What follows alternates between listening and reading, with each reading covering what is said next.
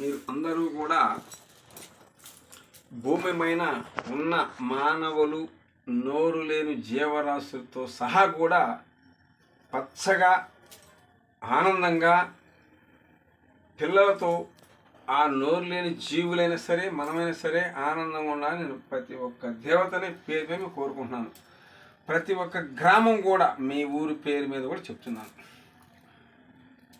కాకపోతే ఒకటి గుర్తుంచుకోండి, సూర్యుడు కనపడంగానే మనకు వెలుతురు వచ్చినట్టు ఉంటుంది, అవునా? చంద్రుడు కనపడగానే చీకటి వస్తుంది. ఒక్కొక్కరు అంటారు దేవుడు ఉన్నాడు అంటారు. మరి దేవుడు లేకపోతే మనం ఎలా బతుకుతున్నాం? చూడు, ఈ కళ్ళు ఏంటి, ముక్కు ఏంటి, నోరేంటి, చెవులు ఏంటి, ఏంటి ఇదంతా భగవంతుడి సృష్టిది అంతే. చూడు, మేడ మీద మేడ కడుతున్నాం, రూపాయలు పొదుపు చేస్తున్నాం, మూటలు కట్టిన వాళ్ళు తినడానికి లేకుండా పోతున్నారు చూసారా?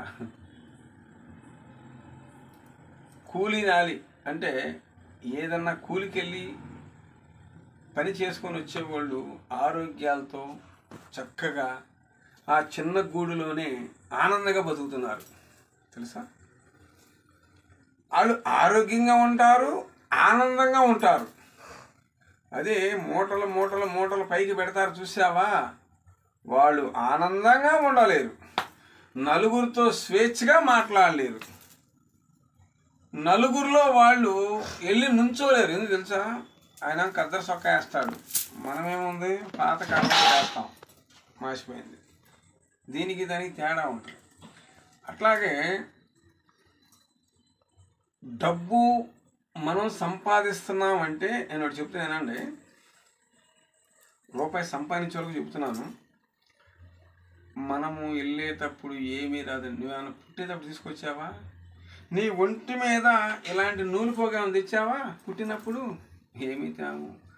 మనం వెళ్ళేటప్పుడు కూడా ఇవన్నీ ఎక్కడే ఉంటాయి. అంటే ఒక వేషం అన్నమాట. ఇవన్నీ ఒక వేషాలు. మనం భూమి మీద పడ్డాక వేషాలు అన్నమాట. ఇంకో తల కట్టుకోవటాలు ఇదాను, అబ్బో ఒక్కొక్కరు ఇలా కడతారు, అబ్బబ్బబ్బో ఏమి వేషాలు అంటే భగవంతుడు అలా ఆడిస్తున్నాడు మనని వేషధారణ. ఇప్పుడు నువ్వు సినిమా హీరోయిన్, నువ్వు హీరో, ఈయన ఫైటింగు. అట్లాగే భగవంతుడు ఆట అన్నమాట ఇది. చిన్నతనంలో తోలుబొమ్మలు ఆడిచోల్చావా, అలాంటి ఆట ఇది. ఈ ఆటలోనే మనం జాగ్రత్త పడాలి, భగవంతుని మర్చిపోకుండా పూజ చేసుకొని. మేము చర్చికి వెళ్తాం, వెళ్ళండి, చక్కగా వెళ్ళి ఆరాధన ప్రార్థన చేసుకోండి. మేము ముస్లిమ్స్ అంటారు, చక్కగా ఖురాన్ చదువుకొని నమాజ్ చేసుకోండి, దర్గాలో వెళ్ళండి. కాదని మేము హిందువులు చేయండి. హిందువులు అని గుర్తొచ్చిందండి బాబు. ఒకరింటికి వెళ్తే ఆ కుందులో ఒకటి ఏలు పెడితే లేదు, ఈ పౌదిలేసి వచ్చిందండి. ఈ పౌదిలో చేయి పెడితే ఇట్లా వేసి వచ్చింది తెలుసా? చెప్పకూడదు కానీ, ఎందుకంటే ఏంటంటే ఎప్పుడైనా శుభ్రంగా అన్నీ కడిగి వెలిగిస్తారండి. ఎలా పెట్టండి, ఇప్పుడు కాదండి, ఎప్పుడో పెట్టామండి. వాళ్ళకి పొలాలు ఉన్నాయండి బాబు, పొలాలు, ఒంటినాడు బంగారం. కానీ ఒంటినాడు రోగం అట్లాగా ఉన్నాయి. ఆ ఊరి పేరు చెప్పను, ఇక్కడికి రండి చెప్తా, ఛార్జీ పెట్టుకొని రండి, అప్పుడు చెబుతా ఆ ఊరి పేరు ఏంటో. ఎందుకండి పాడి పంటలు ఉన్నాయి, ఎందుకు వారానికి ఒకసారి హాస్పిటల్ పోవడం మొగుడు పిల్లం ఆటో కట్టించుకొని మళ్ళీ ఇద్దరు కొడుకుని వాళ్ళు పట్టించుకోరు, వాళ్ళ దారి వాళ్ళదే, వాళ్ళకే ఉండే మూటలో. అలాగే భగవంతుడు ఆట ఇది మన ఆట కాదు. ఆయన 4 రూపాయలు ఇవ్వగానే మనం జాగ్రత్త పడాలి. అంటే తల్లిదండ్రులు వదులుకోకూడదు, అన్నదమ్ములు వదులుకోకూడదు, ఎవరిని వదులుకోకూడదు. అలాగే ప్రతి ఒక్కరు కూడా ఇంత చేసినా కూడా స్వామి ఒక్కోళ్ళంటే ఇంత చేసినా మాకు ఎక్కిరండి అంటారు. అనుమానం ఉందా? ఏమంటే నా వీడియో ఉంటుంది, నా ఫోన్ నెంబర్, ఫోన్ చేయండి. ఎందుకు చెప్తున్నానండి? మీ మంచి కోసమేనండి బాబు, అమ్మ, మీ మంచి కోసం చెప్పేది, నా మంచి కోసం కాదు ఇది.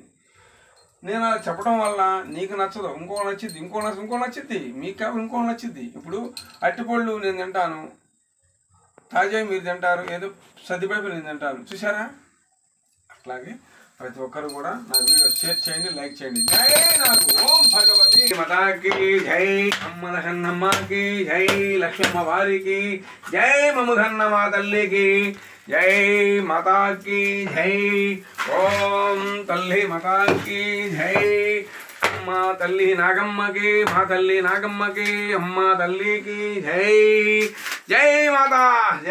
నాగమ్మ తల్లికి ఓం అఖండి నాగుకి నాగు జై నాగు ఓం నమో నాగేంద్రే నమః జై నాగమ్మ తల్లి నమః ఓం భాగవతే నమః జై నాగమ్మ తల్లికి జై అమ్మల కన్నమ్మకి జై మాతాకి జై మాత జై తల్లి ఓం దీప దుర్గే నమః లోకండేశ్వరాయ నమః నమో ఆదిశేషాయ నాగమ్మ తల్లి నమః ఓం తల్లి మాతాకి జై ఓం భగవతి నమః లోకండేశ్వరాయ నమః నమో ఆదిశేషాయ ఓం దీపదుర్గే నమః నమో లోకండేశ్వరాయ నమః ఓం తల్లి మాతాకి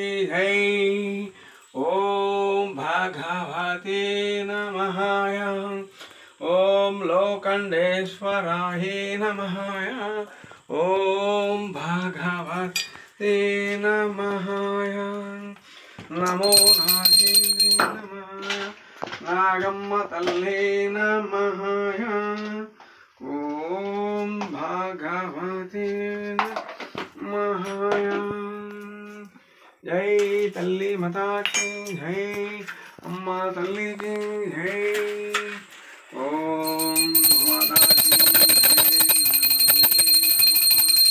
లోకండేశ్వరాయ నమః జై మాత జై తల్లి